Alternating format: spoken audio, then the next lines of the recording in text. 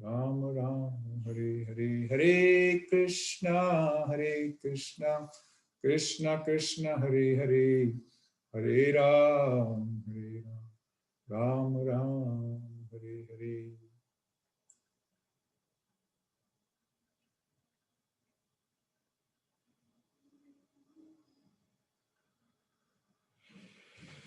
हरे कृष्णा।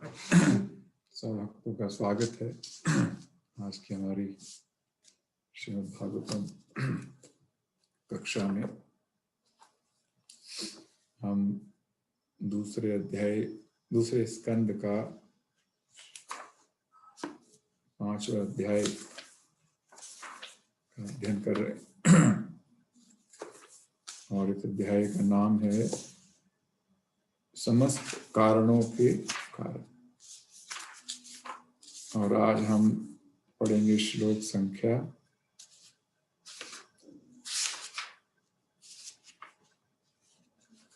40 और 41।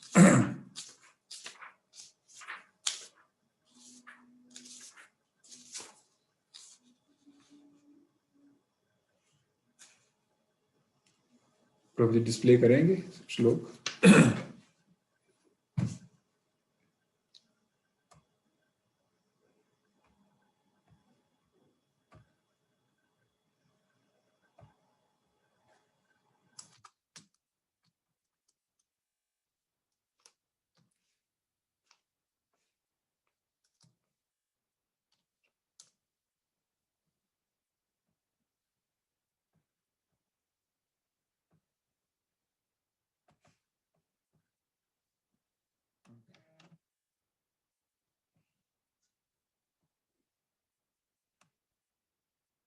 श्रीमद् भागवतम दूसरे स्कंद के 5वें अध्याय का 40 और 41 नंबर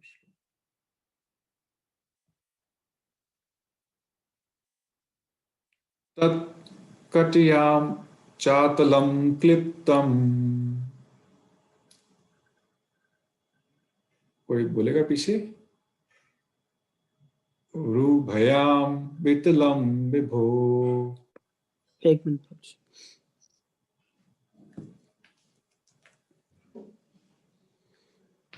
जानुभयाम सुतलम शुद्धम।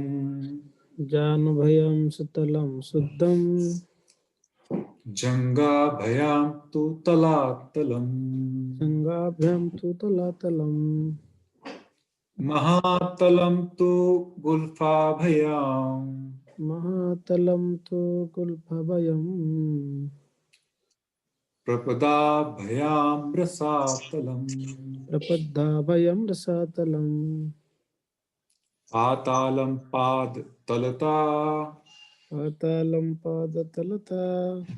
इति लोकमया पुमान्। इति लोकं मया पुमान्। तत्कटयाम चातलम क्लिप्तम। तत्कत्यं चातलं कल्पितम्। उरुभयाम वितलम विभो। उर्भयां वितलं विभो। जानुभयाम सुतलम शुद्धम। जानुभयां सुतलं शुद्धम्। जंघाभयाम तु तलातलम। जंगाभयां तु तलातलम्। महातलम तु गुल्फाभयाम। महातलं तु भयम्। प्रपद्दाभयाम रसातलम। प्रपद्दाभयं रसातलम्। पातालम पादतलता। पातालं पातलता। इति लोकमया पुमान्। त्रिलोकमया पुमान्। तत्काटयाम चातलम क्लिप्ताम। तत्कात्यं चातलं क्लिप्तम्। उरुभयाम वितलम विभो। उर्भयां वितलं विभो। जानुभयाम सुतलम शुद्धम। जानुभयां सुतलं शुद्धम्। जंघाभयाम तलातलम। जंगाभयं तलातलम्। महातलम तो गुल्फाभयाम। महातलं गुल्फाभयम्। प्रपदाभयाम रसातलम। प्रपद्दाभयं रसातलम्। पातालं पादतलता पातालं पदतलता इति लोकमया पुमान्। इति लोकं मया पुमान्।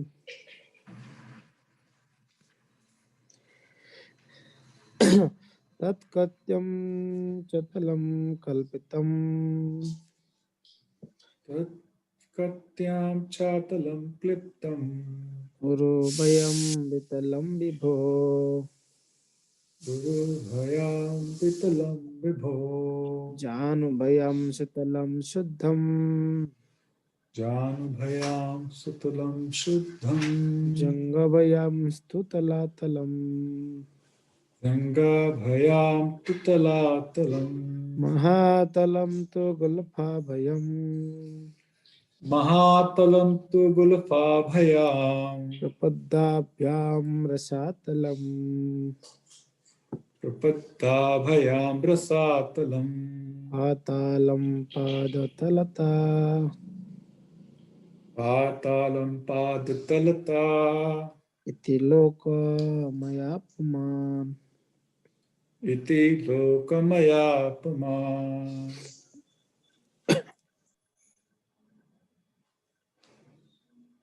आप अनम्यूट करिए प्रभु जी। अच्छा, मेरे को दिया होस्ट राइट क्या? हाँ जी प्रभु।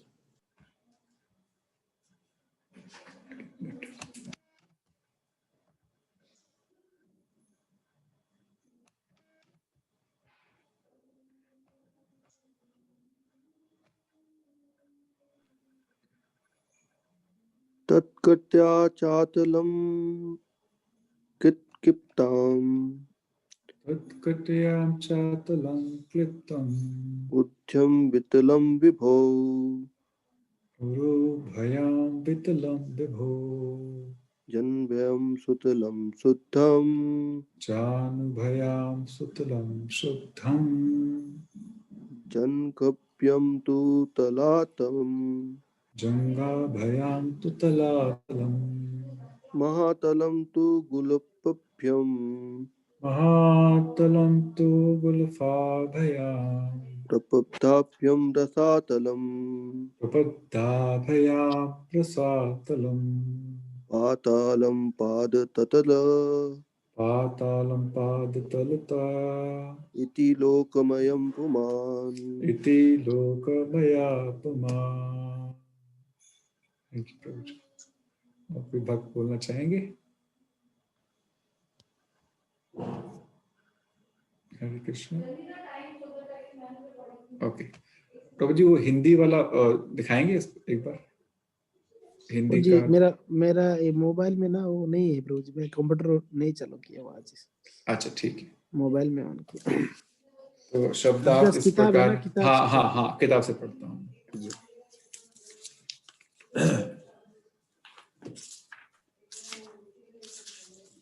शब्दार्थ इस प्रकार है। तत् उनकी, कटयाम कमर में, च भी, अतलम पृथ्वी के नीचे का प्रथम लोक, क्लिप्तम स्थित उरुभयाम जांघों में, वितलम नीचे का द्वितीय लोक, विभो भगवान का, जानुभयाम घुटनों में, सुतलम नीचे का तृतीय लोक, शुद्धम शुद्ध, जंघाभयाम जोड़ों में, तो लेकिन, तलातलम नीचे का चौथा लोक, महातलम नीचे का पांचवा लोक, तू लेकिन, गुल्फाभयाम देख टखने या पिंडीलों में,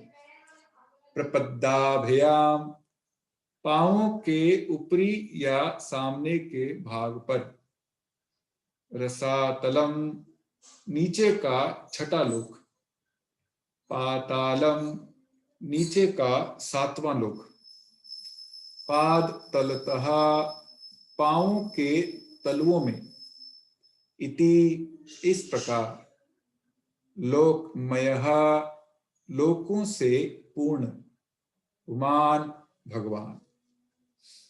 अनुवाद में तात्पर्य his divine grace Shrila Prabhupada ji के द्वारा। श्री प्रभुपाद की जय। हे पुत्र नारद, तुम मुझसे जान लो कि कुल 14 लोकों में से 7 निम्न ग्रह मंडल अधोलोक हैं। इनमें पहला लोक अतल है जो कटी में स्थित है। दूसरा लोक वित्तल जांघों में स्थित है। तीसरा लोक सुतल घुटनों में। चौथा लोक तलातल पिंडलियों में। पांचवा लोक महातल टखनों में। छठा लोक रसातल है जो पांव के ऊपरी भाग में स्थित है। तथा 7वां लोक पाताल लोक है जो तलवों में स्थित है। इस प्रकार भगवान का विराट रूप समस्त लोकों से पूर्ण है। तात्पर्य, आधुनिक साहसिक व्यक्ति, अंतरिक्ष यात्री श्रीमद् भागवत से यह जानकारी प्राप्त कर सकते हैं कि अंतरिक्ष में 14 ग्रह मंडल हैं। इनकी स्थिति पृथ्वी लोक से परिगणित की जाती है, जिसे भूलोक कहा जाता है। भूलोक के ऊपर भुवरलोक है और सबसे ऊपरी लोक सत्यलोक है। ये 7 ऊर्ध्व लोक हैं। इसी प्रकार 7 अधोलोक हैं जिनके नाम हैं अतल, वित्तल, सुतल, तलातल, महातल, रसातल तथा पाताल लोक। ये सभी लोक संपूर्ण ब्रह्मांड में बिखरे हुए हैं और इस ब्रह्मांड का क्षेत्रफल 200 करोड़ गुणा 200 करोड़ वर्ग मील है।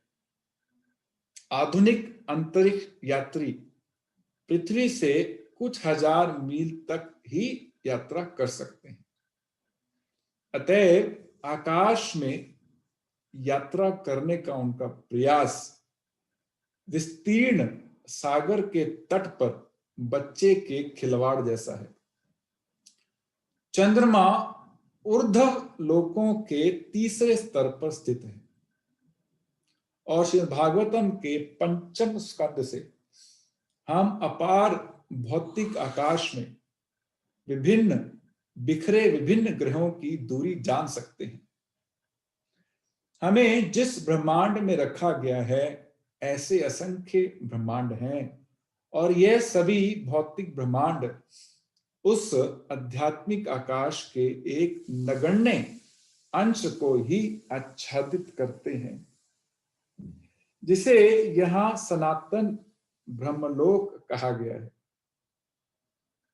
भगवान भगवद गीता के निम्नलिखित श्लोक में बुद्धिमान मनुष्यों को अत्यंत कृपा पूर्वक अपने धाम वापस बुलाते हैं। आ ब्रह्म भुवना लोका पुनरावर्तिनो अर्जुना मामुपेत्या तु कौन्तेया पुनर्जन्म विद्यते। ब्रह्मांड का सर्वोच्च लोक यानी कि सत्य लोक, जो शाश्वत ब्रह्मलोक के नीचे स्थित है और जिसका वर्णन ऊपर दिया गया है, वह तथा अन्य सारे लोक भौतिक हैं। इन भौतिक लोकों में किसी व्यक्ति का स्थान अब भी प्रकृति के नियमों अर्थात जन्म, मृत्यु, जरा तथा रोग के अधीन है। किंतु जब मनुष्य सनातन ब्रह्मलोक के सनातन आकाश में प्रवेश करता है, जो ईश्वर का धाम है, तो उसे उपर्युक्त भौतिक कष्टों से पूर्ण मुक्ति मिल जाती है। अतएव तर्कवादी दार्शनिकों यानी कि ज्ञानियों तथा योगियों द्वारा कल्पित मुक्ति तभी प्राप्त होती है जब मनुष्य भगवान का भक्त बन जाता है। जो भगवत भक्त नहीं है वह भगवत धाम में प्रविष्ट नहीं हो सकता। आध्यात्मिक स्थिति में सेनावृत्ति की प्राप्ति द्वारा ही मनुष्य भगवत धाम में प्रवेश कर सकता है। अतएव तर्कवादी दार्शनिकों तथा योगियों को सर्वप्रथम भक्ति संप्रदाय की ओर आकृष्ट होना चाहिए, तभी वे वास्तव में मुक्ति लाभ प्राप्त कर सकते हैं।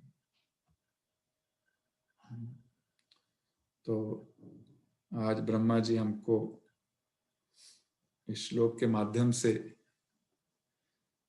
14 लोकों की सैर कराएंगे। तो इस अध्याय का नाम है समस्त कारणों के कारण।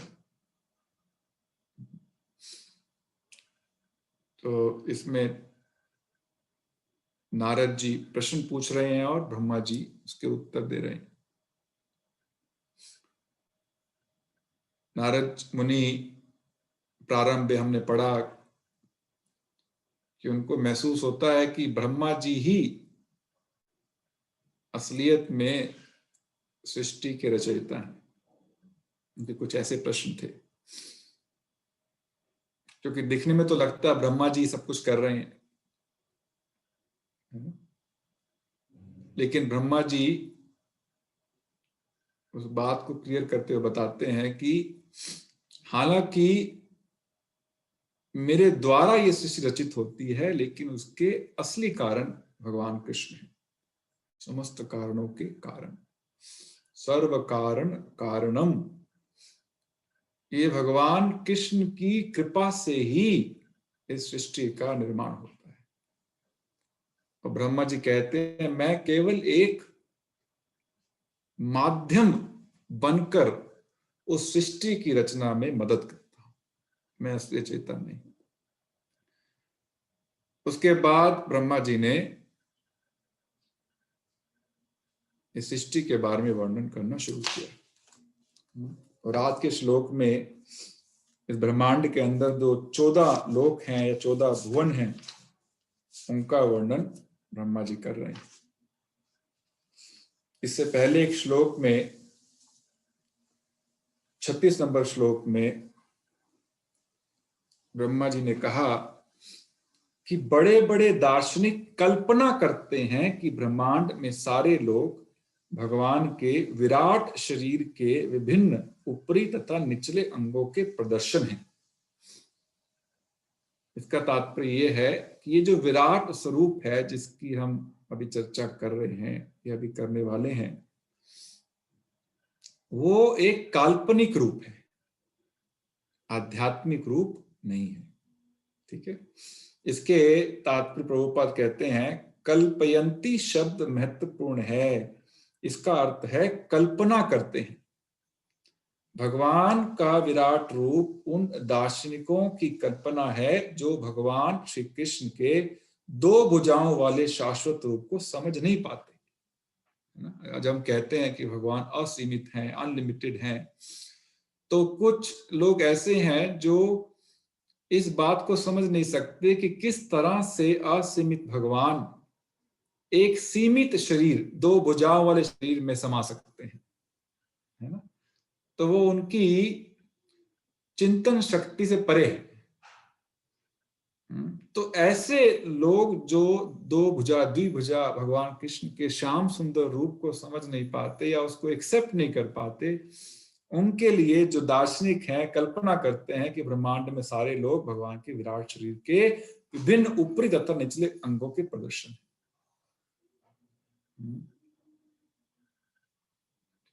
अतः श्री कृष्ण नामादि ना भावेत ग्राह्यम इंद्रिय।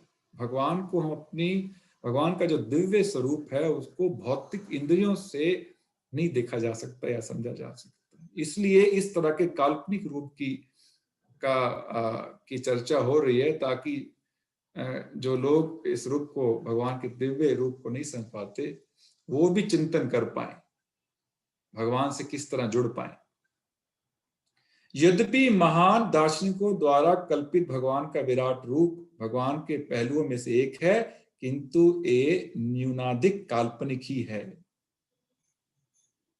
ऐसा कहा गया है कि 7 ऊर्ध्व लोक इस विराट रूप के कटी के ऊपर स्थित हैं, यानी कि जो वेस्ट है, यानी कि कमर है भगवान की, उसके ऊपर 7 लोक हैं और उसके नीचे 7 लोक हैं, है ना। तो आज ब्रह्मा जी बता रहे हैं कि ये 14 श्लोक शरीर के किस किस भाग में स्थित हैं। कहने का भाव यह है कि परम भगवान अपने शरीर के प्रत्येक अंग से अवगत हैं और सृष्टि का कोई भी भाग उनसे नियंत्रण से परे नहीं है। तो इस तरह की कल्पना भी क्यों करते हैं, ये समझाने के लिए कि सृष्टि के हर भाग का संबंध भगवान से है और कोई भी सृष्टि का हिस्सा या अंग भगवान के नियंत्रण से बाहर नहीं है। तो भगवान समस्त कारणों के कारण भी हैं और परम नियंता भी हैं। ठीक है, तो मैं एक प्रेजेंटेशन आपको दिखाता हूं, तो उसके माध्यम से आज समझने का प्रयास करेंगे। और प्रभुपाद ने अपने तात्पर्य में ये बताया कि सबसे बुद्धिमान व्यक्ति कौन है, और कहते हैं कि भगवान उन बुद्धिमान व्यक्तियों को आमंत्रण देते हैं कि वो उनके धाम में आए। ठीक है, तो हम इसकी भी थोड़ी विस्तार से चर्चा करने का प्रयास करेंगे।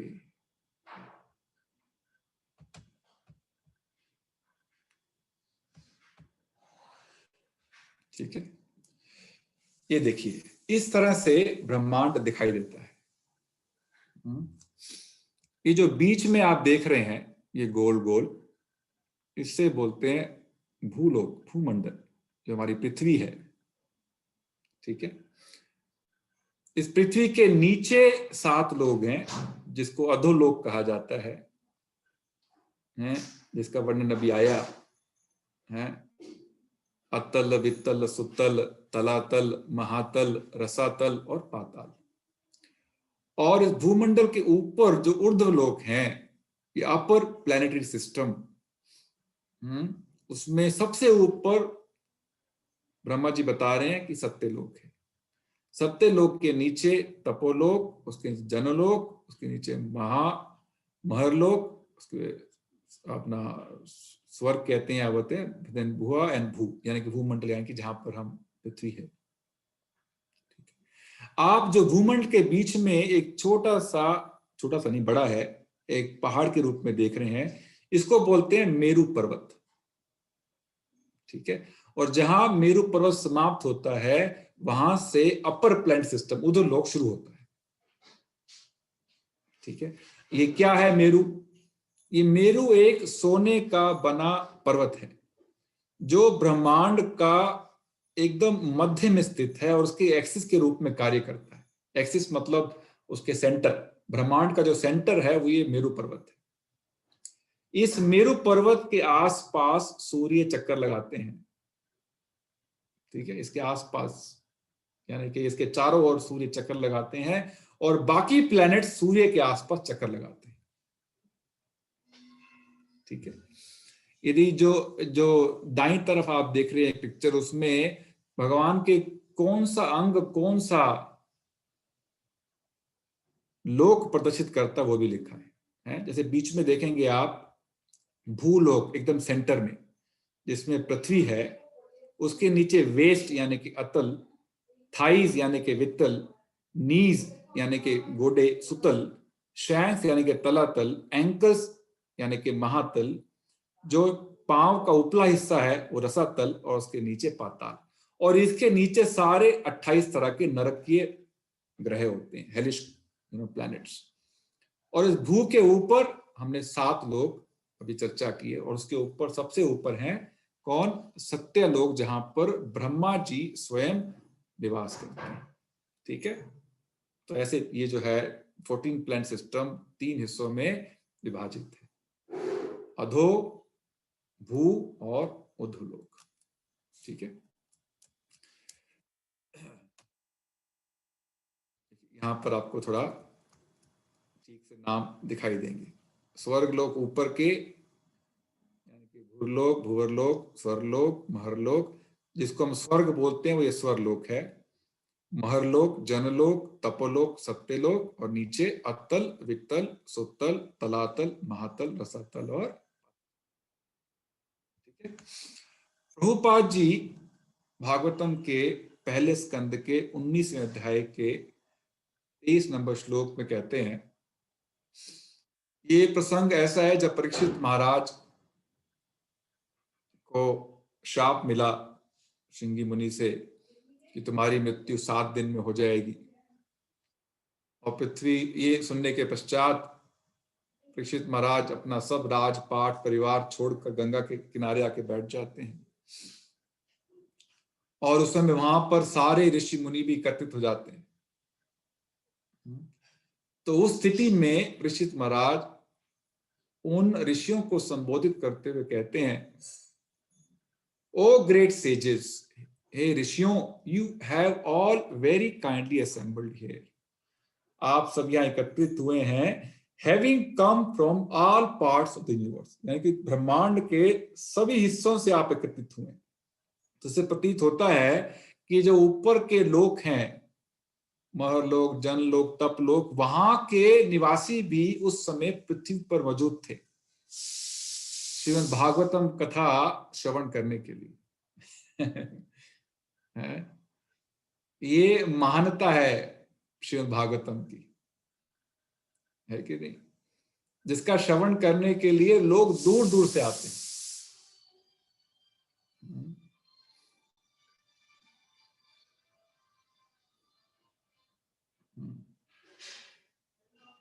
तो इसलिए प्रभुपाद ने नियम बनाया कि हर इस्कॉन टेम्पल में सुबह 8 बजे श्रीमद् भागवतम कथा होनी चाहिए। जब लोग इतना दूर दूर से भागवत कथा का श्रवण करने के लिए आ सकते हैं, क्योंकि उस इतना महत्व समझते हैं उसका, हमें भी प्रयास करना चाहिए निश्चित रूप से सुबह 8 बजे इस कक्षा को ज्वाइन करें, उसका फायदा उठाएं। फिर बाद में परीक्षित महाराज कहते हैं, you are all as good as supreme knowledge personified who resides in the planet above the 3 worlds. तो इंगित कर रहे हैं कि आप लोग जो ऊपर के प्लैनेट ऊर्ध्व लोक है वहां से आए हैं, सत्य लोक से आए हैं। इसके बाद इसके पोपट में प्रभुपाद जी लिखते हैं, इस बात को इंगित करते हुए कि कौन से लोक में किस तरह के लोग निवास करते हैं। प्रभुपाद कहते हैं कि भगवान षड ऐश्वर्य पूर्ण है, 6 काइंड्स ऑफ ऑपुलेंसेस, है ना, wealth, strength, fame, beauty, knowledge, renunciation, ये वास्तविक में भगवान के ऐश्वर्य। फिर कहते हैं प्रभुपाद जी, जो जीव हैं वो भगवान के अंश हैं, इसलिए उनके अंदर भी पार्शली कुछ मात्रा तक, और वो मात्रा क्या है, 78%, 78% तक भगवान के ये षड ऐश्वर्य मौजूद हो सकते हैं। ठीक है, लेकिन भौतिक जगत में the material world, these attributes up to 78% of lord's attributes are covered by material energy. लेकिन ये ऐश्वर्य जो षड ऐश्वर्य हैं भगवान के हैं, लेकिन आंशिक रूप में जीव के अंदर भी होते हैं, क्योंकि जीव भगवान का ही अंश है, माया के द्वारा आच्छादित है।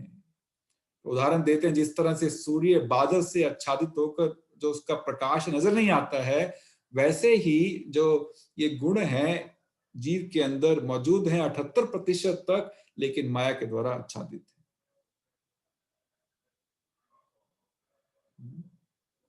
The covered strength of the sun is very dim compared to the original glare, and similarly the original color of living being with such attributes becomes almost extinct. कहते जिस तरह सूर्य जो वैसे तो बहुत प्रकाशमान है, लेकिन बादलों के द्वारा ढका जाने के कारण उसका पूरा प्रकाश प्रकाशित नहीं होता, इसी तरह जो एक साधारण जीव है वो भी बहुत शक्तिशाली है, लेकिन माया के द्वारा आच्छादित होने के कारण उसके गुण प्रदर्शित नहीं होते हैं। There are 3 planetary systems, namely the lower worlds, intermediate worlds and the upper worlds. Prabhupada फिर लिखते हैं कि ये 14 भुवनों को 3 भागों में डिवाइड किया गया है, और जो मनुष्य है, the human beings on the earth are situated at the beginning of intermediate worlds. और ये कहाँ रहते हैं मनुष्य? बिल्कुल बीच में, जिसको हम भूलोक के नाम से जानते हैं। लेकिन ब्रह्मा और उनकी तरह के जो लोग हैं, यानी कि देवी देवता, वो ऊपर के लोकों में रहते हैं और ब्रह्मा जी स्वयं सत्यलोक में निवास करते हैं। और जैसे जैसे हम नीचे जाते हैं भूलोक से, यानी कि जो अधोलोक है, माया का जो आच्छादन है या प्रभाव है वो बढ़ता जाता है। जैसे जैसे ऊपर जाते हैं, और सबसे ऊपर सतलोक में प्रभुपाद बता रहे हैं कि वहां पर जो है वो उनको पूर्ण रूप से आध्यात्मिक ज्ञान है। And thus the mystic cloud of material energy is clear. ऊपर सत्यलोक में जो है माया का प्रभाव कम है, इसलिए वहां के जीव इन गुणों को प्रदर्शित करते हैं काफी मात्रा तक। ठीक है, तो नीचे से ऊपर तक माया का प्रभाव कम होता जाता है। सबसे कम कहां पर है? सत्यलोक में है, जहां पर ब्रह्मा जी और बाकी कुछ देवी देवता उनके साथ निवास करते हैं। ठीक है, तो ये हमने पहले पढ़ा कुछ लोकों में किस तरह से महाविष्णु जी के नाभि से कमल निकलता है और उस कमल में ब्रह्मा जी प्रकट होते हैं। और ये ब्रह्मा जी जो कमल का स्टेम है, हिंदी में क्या बोलते हैं पता नहीं, हिंदी में क्या बोलते हैं स्टेम को? Anyone?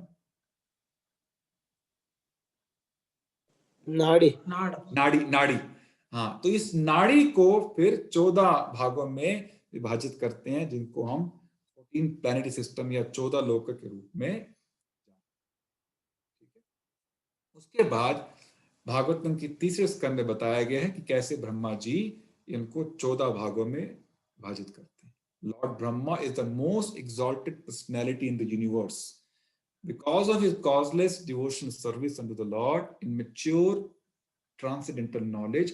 He therefore created all the 14 planet systems for inhabitation by the different types of, तो 14 भुवनों का निर्माण किया और उसके अंदर उनके जीवों के अपने अपने कर्मों के आधार पर उनको निवास स्थान दिया।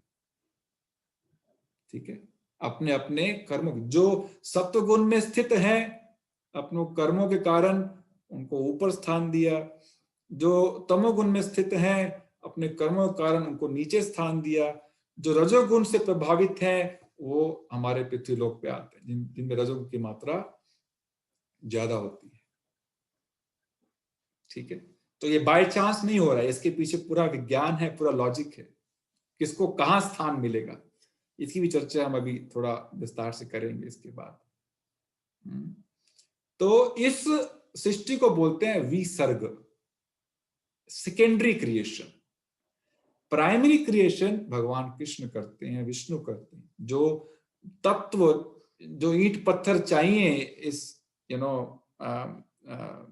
सृष्टि को रचना करने के लिए, वो वास्तविक रूप में भगवान प्रदान करते हैं। ईंट पत्थर को लेके घर बनाते हैं ब्रह्मा जी। तो ब्रह्मा जी ने 14 माले की बिल्डिंग बना दी, जिसको हम 14 प्लैनेटरी सिस्टम या 14 भुवन के नाम से जानते हैं।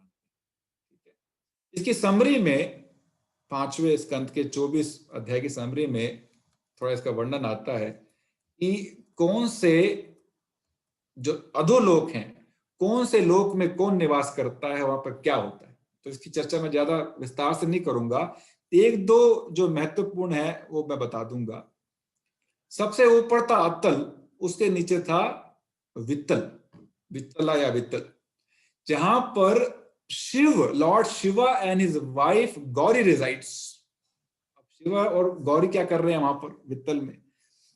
जो उनके उपासक हैं भूत प्रेत, उनके साथ शिवा और पार्वती गौरी के रूप में वहां पर निवास करते हैं।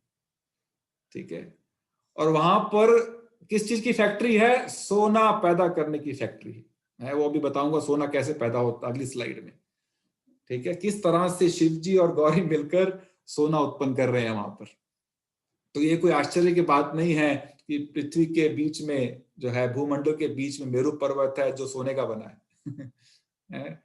ये प्रभुपाद जैसे लिखते हैं अपने तात्पर्य में कि जो हमारे साइंटिस्ट हैं उनको भागवतम पढ़नी चाहिए, क्योंकि अपनी निम्न बुद्धि से वो इस ज्ञान को हासिल नहीं कर सकते, इस ज्ञान को प्राप्त नहीं कर सकते।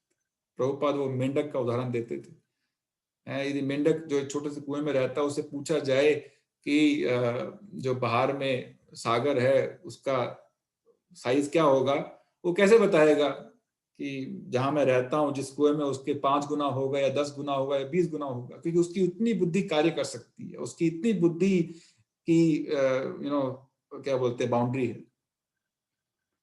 तो उसी तरह हमारे वैज्ञानिक बिल्कुल मेंढक की तरह है।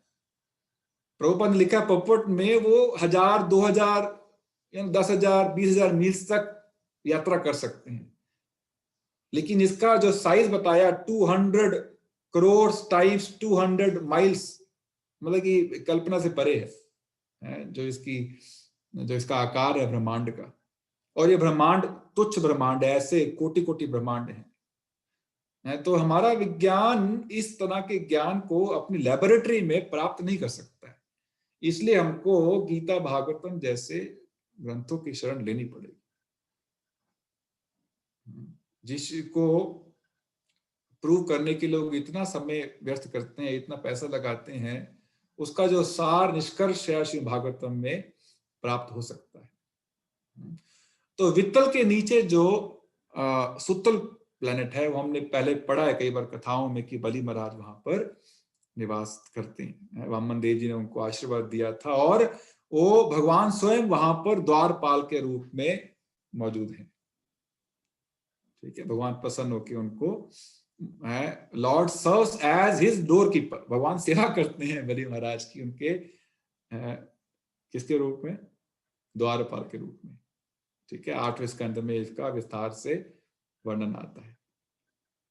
ठीक है, तो उसके बाद मैं ज्यादा समय नहीं लगाऊंगा। ये जो वित्तल जब हम पढ़ा हमने, जहां पर शिव जी और गौरी रहते हैं, 5वें स्कंद के 24वें अध्याय के 17वें श्लोक में ट्रांसलेशन प्रभुपाद लिखते हैं, The next planet below Attal is Vittala, where Lord Shiva, who is known as Master of Gold Mines, सोने की खानों के जो स्वामी हैं, कौन है, भगवान शिव है, lives with his personal associate the ghost and similar living entity, वहां रहते हैं वो अपनी पत्नी के साथ और भूत प्रेतों के साथ।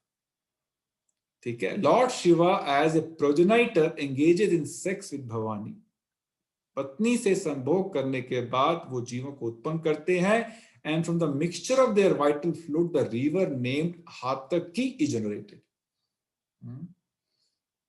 इनको एक शिव जी का एक और नाम है, मैं कहीं पढ़ रहा था, ध्यान नहीं आ रहा है, वो इस नदी के नाम से ही है, हातका महादेव ऐसे कुछ है, पूरा एग्जैक्टली ध्यान नहीं। नीचे प्रभुपाद लिखते हैं, इट अपीयर्स दैट व्हेन भव एंड भवानी, यानी कि शिव जी और भवानी यूनाइट होते हैं, संभोग करते हैं, तो उनके द्वारा जो सिक्रीशन होता है वो chemical when heated by the fire can produce gold. वो जो केमिकल क्या बनता है, पैदा होता है, वो जब अग्नि से मिक्स होता है, उस मिक्सचर से, उस प्रोसेस से सोने की उत्पत्ति होती है। तो ये सोना बनाने की विधि है। तो इसलिए शिव जी को क्या कहा जाता है, he is the master of gold mines. तो उसके जो मूल कारण है सोने की उत्पत्ति के, वो शिव जी और भवानी है। उसके बाद फिर मैं ऊपर के लोकों में सत्य लोक का थोड़ा वर्णन करता हूं, उसके बाद एक महत्वपूर्ण सिद्धांत प्रभुपाद ने समझाया पॉपट में, उसकी चर्चा। सत्यलोक यानी कि 14 लोकों में सबसे ऊपर, जहां पर माया का प्रभाव सबसे कम है। The highest planet is Satyalok, और ब्रह्मलोक भी कहते हैं उसको, क्योंकि ब्रह्मा जी निवास करते हैं, where the prime person of this universe lord Brahma resides. We have seen already that we can hardly calculate the wondrous condition of life in Brahmalok, but the highest condition of life, the mode of goodness, can bring to us. यहाँ पर बता रहे हैं प्रभुपाद जी कि सत्व गुण जो है हमको मदद कर सकता है ब्रह्मलोक में निवास करने की। ठीक है, the human beings on earth are situated at the beginning of the intermediate worlds, but the living beings like Brahma and his contemporaries live in upper worlds. साधारण मनुष्य भूलोक में रहते हैं, लेकिन जिनमें सत्वगुण की मात्रा बहुत ज्यादा है, वो सत्यलोक में निवास करते हैं और वहां पर उनको पूरा वैदिक ज्ञान है, भौतिक और आध्यात्मिक दोनों। नीचे लिखते हैं, in that planet of Satyalok there is neither, ना पर ओल्ड एज है ना डेथ है। डेथ नहीं है, मतलब प्रभुपाद ने एक अलग पर्पट में लिखा है कि सत्यलोक में ज्यादातर कृष्ण भावना भावित भक्त ही रहते हैं, और जब ब्रह्मा जी का 100 साल की उम्र पूरी होती है या महाप्रलय होती है, तो वहां से वो सीधा आध्यात्मिक जगत में प्रवेश करते हैं। There is no pain of any kind, वहां पर कोई दुख नहीं है, no anxiety, कोई चिंता नहीं है। There is a feeling of compassion for those unaware of the process of devotional service. एक और प्रभुपाद ने लिखा है कि वहां से ही भक्त नीचे के लोकों में आते हैं, हम जैसे बद्ध जीवों का उद्धार करने के लिए। ठीक है, the duration of life in Satyalok का इज कैलकुलेटेड टू बी, ये आप देख लीजिए कितने जीरो है पता नहीं इसके अंदर, 3 3 6 3 9 3 12 2 14, आगे कितना ट्रिलियन ईयर से आप कैलकुलेट कर सकते हैं, यानी कि वो हमारी कल्पना से परे है। इज एज गुड एज सनातना और अनलिमिटेड है कि नहीं। बहुत ज्यादा आयु है सत्यलोक, यानी जितनी आयु ब्रह्मा जी की है उतनी आयु सत्यलोक की है। ठीक, कौन सा व्यक्ति कौन से लोक में जाता है, ये भगवद गीता में भगवान बताते हैं। ऊर्ध्वम गच्छन्ति सत्वस्था, मध्ये तिष्ठन्ति राजसा, जघन्य गुणावृत्ति स्था, अधो गच्छन्ति तामस। यानी कि जो सत्व गुण में स्थित हैं वो धीरे धीरे ऊपर के लोकों में उनको प्रवेश मिलता है। जो लोग रजोगुण से प्रभावित हैं, रजोगुण मतलब बहुत सारी भौतिक इच्छाएं हैं, बहुत सारी योजनाएं बना रहे हैं, बहुत मेहनत कर रहे हैं उन योजनाओं को सफल करने के लिए, सुबह 7 बजे से रात से 10 बजे तक केवल काम काम काम, पैसा पैसा पैसा, घर घर घर, गाड़ी गाड़ी गाड़ी, जिनकी केवल ये चिंताएं हैं, वो वापस उन इच्छाओं की पूर्ति के लिए इसी भूमंडल में ही रह जाते हैं। ठीक है, रजोगुण से जो प्रभावित हैं वो जो अर्थली प्लैनेट पृथ्वी के अंदर उनको निवास स्थान मिलता है। And those in abominable mode of, लेकिन तमोगुण से प्रभावित हैं वो नीचे के लोकों में जाते हैं, यानी कि जो पाताल से भी नीचे क्या है, नरकीय लोग जिनको बोलते हैं, उनको वहां प्रवेश मिलता है। ठीक है, तो लोकों में स्थान हमारे अंदर रजो सत्व और तमो का क्या अनुपात है, कौन सा गुण ज्यादा प्रभावी है, उसी अनुसार हमको निवास स्थान मिलता है इस भौतिक जगत के अंदर। ठीक है, इसके बाद प्रभुपाद ने लिखा है अपने तात्पर्य में, क्या कहते हैं प्रभुपाद, भगवान भगवत गीता के निम्नलिखित श्लोक में बुद्धिमान मनुष्यों को अत्यंत कृपा पूर्वक अपने धाम बुलाते हैं। यानी कि जो बहुत बुद्धिमान हैं, भगवान उनको अपने धाम, यानी कि 14 लोकों से भी ऊपर जो आध्यात्मिक जगत है, इस ब्रह्मांड के ऊपर जो जगत है, वैकुंठ है या गोलोक है, वहां पर आने का निमंत्रण देते हैं।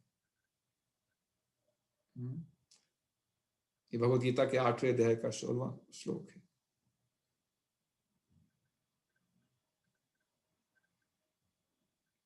कहते हैं कि जो भौतिक जगत है उसमें क्योंकि 3 गुणों का प्रभाव है, इसलिए वो नश्वर है और भगवान गीता में बताते हैं दुखालयम है, यानी कि दुखों से बच नहीं सकता है। लेकिन जो मेरे लोक में आता है, वो son of Kunti never takes birth again, वो दोबारा इस भौतिक शरीर को प्राप्त नहीं करता है। प्रभुपाद कहते हैं इस श्लोक के माध्यम से वो हम सबको बुला रहे हैं कि तुम कब तक इस भौतिक जगत में तड़पते रहोगे, दुखों को पाते रहोगे। दुखालयम शाश्वतम, जिस तरह से भोजनालय में भोजन की व्यवस्था होती है, भोजन मिलता है, पुस्तकालय में पुस्तक मिलती है, अनाथालय में अनाथ बच्चे मिलते हैं, तो इसी तरह से इस जगत का स्वभाव ही दुखालयम है। तो कोई भी व्यक्ति, कोई भी जीव दुखों से बच नहीं सकता है, क्योंकि स्वभाव है भौतिक जगत, और हम सबका अनुभव भी है। हम सब अलग अलग उम्र में है, लेकिन सबको अनुभव है कि चाहे 15 साल का हो या 55 साल का हो या 80 साल को, सबको अनुभव है कि क्या क्या दुख हमको भोगने पड़ते हैं भौतिक जगत में।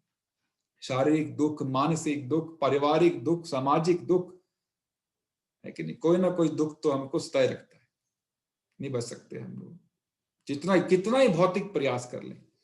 प्रहलाद महाराज कहते हैं श्रीमद् भागवतम में कि हर व्यक्ति दो तरह के प्रयास करता है। एक प्रयास होता है दुख कम करने का, एक प्रयास होता है सुख को बढ़ाने का। क्या प्रयास करते हैं? हम सब भी करते हैं, सुख बढ़ाने का प्रयास करते हैं, दुखों को कम करने का प्रयास करते हैं। इसलिए इतनी रिसर्च करते हैं, इतनी इन्वेंशंस करते हैं, नई चीजें बनाते हैं ताकि हम अपने सुख को बढ़ा पाए, उसमें वृद्धि कर पाए। लेकिन प्रहलाद महाराज एक सिद्धांत बताते हैं जो बहुत सूक्ष्म है और उस पर हमको चिंतन करना चाहिए। प्रहलाद महाराज कहते हैं कि व्यक्ति तब तक सुखी है जब तक वो और सुख के लिए प्रयास नहीं करता है। फिर से कहता हूं मैं, प्रहलाद महाराज कहते हैं व्यक्ति तब तक सुखी है जब तक वो और सुख के लिए प्रयास नहीं करता है। जैसे ही वो और सुख के लिए प्रयास करना शुरू करता है, उसके दुख का चक्र शुरू हो जाता है। तो पूरी दुनिया नए नए प्रयास कर रही है सुख में वृद्धि के, और नए नए दुखों में फंसती जा रही है। नए नए तरह की समस्याएं आ रही है, नई नई तरह की बीमारियां उत्पन्न हो रही हैं, क्योंकि हम नए नए सुखों को प्राप्त करने का प्रयास कर रहे हैं। और प्रहलाद महाराज कहते हैं हम तब तक सुखी रहेंगे जब तक और सुख प्राप्त करने का प्रयास नहीं करते, क्योंकि भौतिक सुख क्षणिक है, उसके बाद दुख निश्चित है। इसलिए भगवान आमंत्रण दे रहे हैं, बाबा छोड़ दो इस भौतिक जगत को। प्रभुपाद लिखते हैं किनको? जो सबसे बुद्धिमान व्यक्ति, क्योंकि बुद्धिमान व्यक्ति ही इस जगत से निकलने का चिंतन कर सकता है। बेवकूफ मूर्ख व्यक्ति इस बात का चिंतन नहीं करते। उनका तो एक ही चिंतन होता है, खाओ पियो और ऐश करो, बस। किस तरह से भौतिक जो हमारी संपदा है, भौतिक ऐश्वर्य, उनमें कैसे वृद्धि करें, वही चिंतन होता है। लेकिन भगवान कहते हैं वो बुद्धिमान नहीं है। बुद्धिमान व्यक्ति वो है जो इस जगत के स्वभाव को समझते हैं, चिंतन करते हैं और यहां से निकलने का प्रयास करते हैं। ठीक है। इसके पोपट में प्रभुपाद ने लिखा है, हाँ बस एक ही बात है, तुम रिपीट नहीं करूंगा। ठीक है। अब इसी भौतिक आकाश के अंदर एक स्पेशल पोजीशन है ध्रुव लोक की, है। ये भी हम समझ लेंगे क्योंकि हम इसकी चर्चा कर रहे हैं अभी। ध्रुव लोक, जहां पर ध्रुव महाराज निवास करते हैं, वो है तो आध्यात्मिक जगत, लेकिन भौतिक आकाश में स्थित है। 5वें स्कंद के 23वें अध्याय के 9वें श्लोक में प्रभुपाद के तात्पर्य में हमको इसकी जानकारी मिलती है कि वो सूर्य से करीबन 38 लाख योजना ऊपर स्थित है ध्रुव लोक। एक योजन मतलब करीबन 8 माइल, 8 माइल मतलब 12-13 किलोमीटर। तो आप हिसाब किताब लगा लीजिए। ध्रुव लोक के ऊपर करीबन 3-3-6-2-8 1 करोड़ योजन ऊपर महरलोक है। तो इस तरह सबका डिस्टेंस दिया गया है। ठीक है। नीचे बताया गया है कि thus the distance from the sun to Satyalok इतना है, और फिर बैकुंठ कितना ऊपर है वही बताया गया है। तो ये जानकारी क्या हमारे वैज्ञानिक निकाल सकते हैं? नहीं। कितने ही जन्म ले लें, कितने ही बुद्धिमान बन जाए भौतिक रूप से, कितनी ही पढ़ाई कर लें, पीएचडी कर लें, कुछ भी कर लें, वो इस तरह के विज्ञान को प्राप्त करने में असमर्थ हैं। और हम सबको ध्रुव महाराज की कथा का ज्ञान है, किस तरह से ध्रुव महाराज को इस लोक की प्राप्ति हुई थी। ध्रुव महाराज भौतिक इच्छा लेकर गए थे भगवान के पास। क्या भौतिक इच्छा थी उनकी? कि मुझे ब्रह्मा जी से भी बड़ा लोक चाहिए, लेकिन अच्छी बात क्या की उन्होंने, या उनको गुरु ने ज्ञान दिया कि किसको अप्रोच करना चाहिए, चाहे हमारे मन में भौतिक इच्छा भी क्यों ना हो। नारद मुनि उनके गुरु थे, जिन्होंने उनको मंत्र दिया था, ओम नमो भगवते वासुदेवाय, और कहा कि तुम भगवान विष्णु का चिंतन करो और इस श्लोक का उच्चारण करो, इस मंत्र का उच्चारण करो।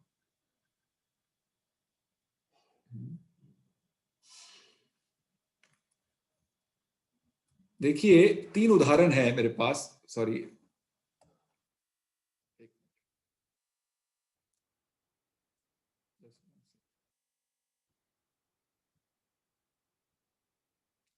जैसे ध्रुव महाराज ने तपस्या की, वैसे उनसे पहले कई लोगों ने तपस्याएं की। एक उदाहरण हिरण्यकशिपु का आता है। हिरण्यकशिपु ने करीबन 30-35 हजार साल तपस्या की, लेकिन वो किसको प्रसन्न करने का प्रयास कर रहे थे? ब्रह्मा जी। और जो उनकी मांगे थी कि उनकी मृत्यु ना ऊपर हो, ना नीचे हो, ना अंदर हो, ना बाहर हो, ना अस्त्र से हो, ना शस्त्र से हो, वो सब इच्छाएं उनकी पूर्ण हो गई। लेकिन अंत क्या हुआ कि तपस्या करने के 400-500 वर्षों के भीतर उनकी मृत्यु हो गई, है कि नहीं? उसके बाद रावण एक और उदाहरण है, जिसने शिव जी को प्रसन्न करने का प्रयास किया और उनको सोने की लंका मिली, लेकिन वो भी कुछ समय के अंदर भगवान राम के हाथों मारे गए।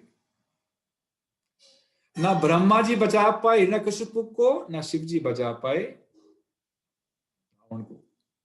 जब युद्ध चल रहा तो पार्वती माँ ने बोला शिव जी को, तुम्हारा भक्त है, वो मरने वाला, उसे जाकर बचाइए। शिव जी ने साफ मना कर दिया। जब भगवान राम सामने उपस्थित हैं तो मेरी हिम्मत कैसे हो सकती है वहां जाके रावण को बचाने की। तो ये भौतिक तपस्या का फल है। क्या विनाश का कारण बनता है और उसका फल नश्वर है, ज्यादा लंबे समय तक नहीं रहता। लेकिन ध्रुव ने जो है नारद मुनि जी के आदेश पर विष्णु का स्मरण किया और केवल 6 महीना तपस्या किया, केवल 6 महीना। और 6 महीना तपस्या करने के बाद उनको भगवान विष्णु के दर्शन हुए, और दर्शन होने के बाद उनको जो इच्छा थी वो तो पूरी हुई, उसके साथ साथ उनको आध्यात्मिक जगत भी मिला। तो तीनों में कौन ज्यादा बुद्धिमान है? हिरण्यकशिपु ने 35,000 साल तपस्या की, जैसे हम लोग पूरा जीवन भौतिक तपस्या करते हैं, और अंत में क्षणिक सुख मिला और विनाश भी हुआ। लेकिन ध्रुव महाराज 6 महीने तपस्या करने के बाद उनकी भौतिक इच्छाएं भी पूर्ण हो गई और साथ साथ अध्यात्म जगत भी मिला। इसे प्रभुपाद कहते हैं जो बुद्धिमान व्यक्ति हैं भगवान उनको आमंत्रण देते हैं अपने पास आने के लिए। इसे भागवत में कहा गया, कामो सर्व कामो वा मोक्ष कामो धारधि तीव्रेन भक्ति योजेना यजते पुरुषम। चाहे हमारे मन में भौतिक इच्छाएं हैं या मुक्ति की इच्छा है या इच्छाएं नहीं है, हर दशा में हमको तीव्रेन भक्ति योग, भगवान कृष्ण की भक्ति को प्राप्त करने का प्रयास करना चाहिए। इधर उधर देवी देवताओं के पास नहीं भागना चाहिए। देवी देवता हमारी इच्छाएं तो पूरी कर देंगे, लेकिन हमारे मन को शुद्ध नहीं कर पाएंगे। जैसे हिरण्यकशिपु को ब्रह्मा जी ने वरदान तो दे दिया, लेकिन जो उनकी मनोवृत्ति थी या उनकी भौतिक इच्छाएं थी अंदर, उनको समाप्त नहीं कर पाए। वैसे ही रावण के साथ हुआ, शिव जी ने उनको सोने की लंका तो दे दी, लेकिन पाप करने की प्रवृत्ति को नष्ट नहीं कर पाए। ये क्षमता केवल भगवान कृष्ण के अंदर। ध्रुव महाराज भौतिक इच्छा लेकर गए थे, लेकिन भगवान जी के दर्शन हुए, भगवान ने कहा क्या चाहिए बेटा? ध्रुव महाराज ने कहा मुझे कुछ नहीं चाहिए, यानी कि उनकी भौतिक इच्छाएं तुरंत समाप्त कर दी, उनका हृदय शुद्ध कर दिया। इसलिए तीव्रेण भक्ति योग है, केवल भगवान कृष्ण की भक्ति करनी चाहिए और भगवान कृष्ण की शरण लेनी चाहिए, चाहे हमारे में मन में इच्छा है या इच्छा नहीं है। इसके पर्पट में प्रभुपाद कहते हैं, the planet awarded to prince Dhruva Maharaj is a fixed Vaikuntha planet. ये वैकुंठ प्लैनेट है जो कहां पर स्थित है? इन द मटेरियल एटमोस्फेयर, भौतिक आकाश। इसकी इच्छा से? भगवान स्वयं की इच्छा से। और ये जो लोक है ध्रुव लोक, हालांकि भौतिक आकाश में स्थित है, लेकिन जब महाप्रलय होती है, ब्रह्मा जी के 100 साल पूरे होते हैं, तो ये लोक नष्ट नहीं होता है। It is never to be annihilated. और इस लोक की पूजा बड़े बड़े देवी देवता सप्तऋषि सब करते हैं, ये बताने का प्रयास कर। अभी हम चर्चा करेंगे कि सबसे ज्यादा बुद्धिमान व्यक्ति कौन है। समय क्या हो गया? केवल घड़ी है। हरे कृष्ण। 9:05, 65 मिनट ले सकते हैं और आपकी इजाजत हो तो 2-3 स्लाइड से इजाजत है? Hare Krishna. Silence is approval. तो यहां पर भगवान कृष्ण 11वें स्कंद में बताते हैं उद्धव को कि सबसे बुद्धिमान व्यक्ति कौन है। क्योंकि प्रभुपाद ने भी आज के पर्पट में कहा है कि बुद्धिमान व्यक्ति को न्योता दे रहे हैं भगवान। कौन सबसे बुद्धिमान व्यक्ति है? भगवान कृष्ण की वाणी से, स्वयं के मुख से हम सुनने का प्रयास करते हैं।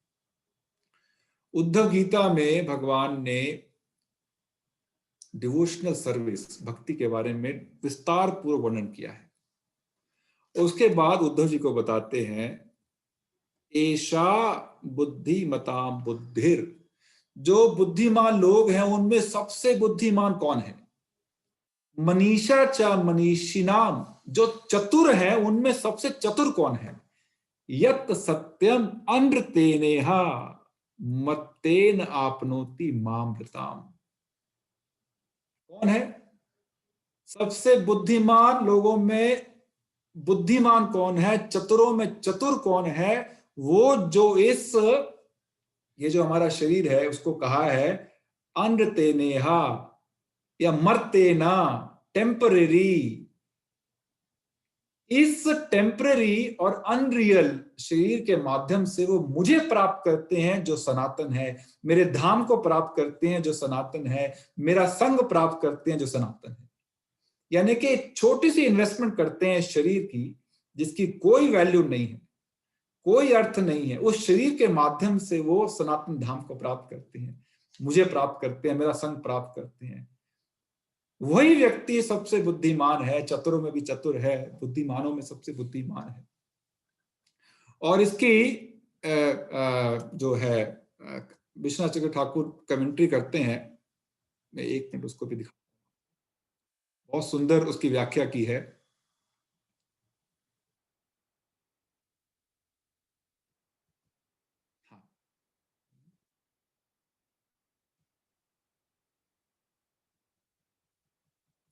The devotee is the most intelligent among the intelligent and the most clever among the clever.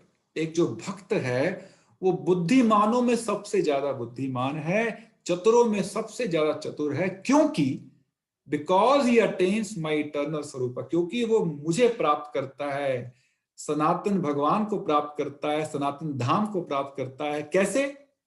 Investment क्या है, खर्चा क्या करता है वो? by using his temporary body and attains me, अपने इस तुच्छ नश्वर शरीर को माध्यम बना के वो मुझ और मेरे सनातन धाम को प्राप्त करता है। The only truth though he is an inconsequential जीवा, हालांकि उसकी जो स्थिति एकदम तुच्छ है। एक जीव की स्थिति क्या है? इतनी तुच्छ अवस्था होने के बावजूद वो मुझे प्राप्त करने में सक्षम है। क्यों? क्योंकि वो भक्ति योग का पालन करता है, क्योंकि वो, इसका थोड़ा बड़ा है, मैं इससे ज्यादा डिटेल में चर्चा नहीं करूंगा।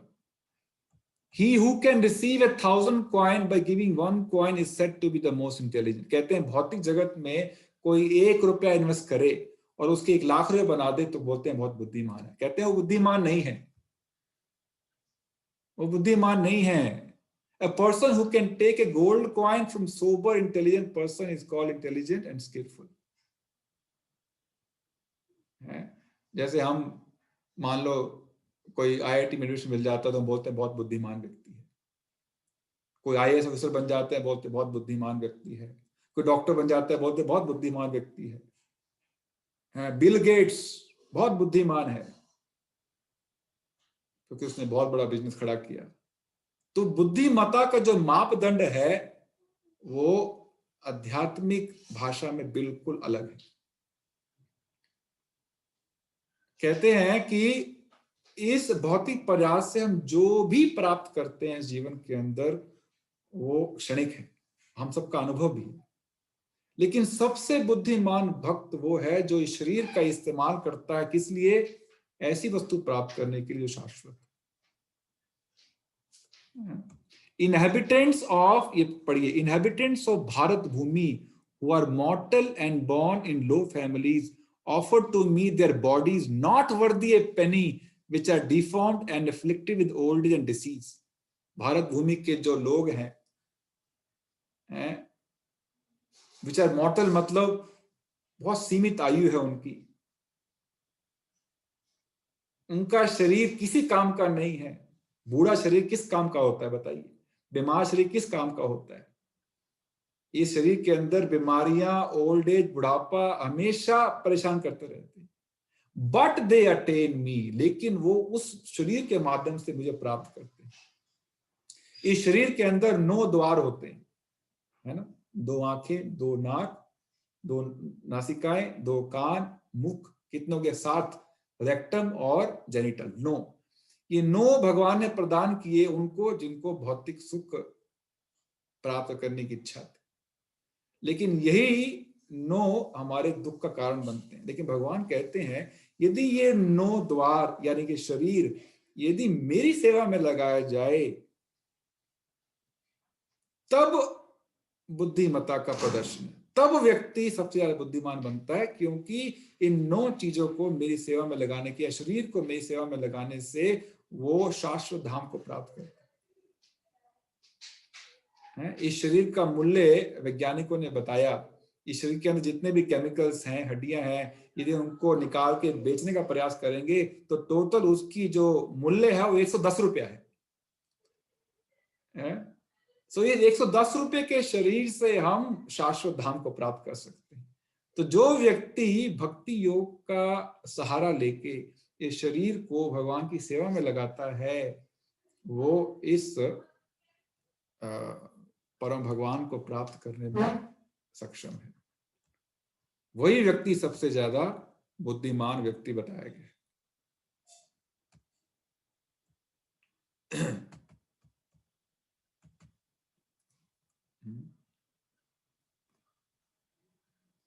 एक बस 2 मिनट कथा है, उसके बाद समाप्त करते हैं।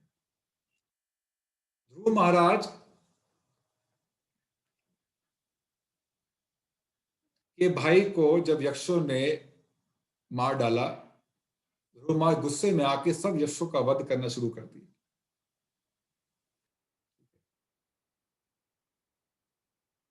और फिर स्वयंभू मनु आके उनको समझाए कि जिसने तुम्हारे भाई का वध किया उसका वध तुमने कर दिया है, अभी सब यक्षों को मारने का क्या अर्थ है? उनको शांत किया। उनको शांत करने के बाद यक्षों के राजा कुबेर यानी कि धन के जो मालिक हैं, देवता हैं, वो ध्रुव महाराज के आके बोले कि मैं बहुत प्रसन्न हूं, तुम्हें क्या वरदान चाहिए? ध्रुव महाराज क्या वरदान मांगते हैं वो श्लोक के अंदर वर्णित है।